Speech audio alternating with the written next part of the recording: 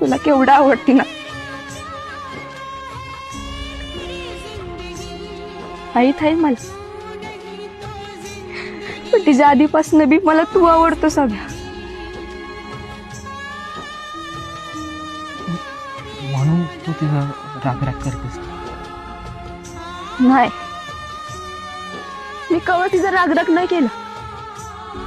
आणि तसं असतं ना, राबे हे गाव आणि शाळा सोडून कायमचं जात त्याला शेवटचं भेट बया, असं तिला कवा सांगितलं नसतं.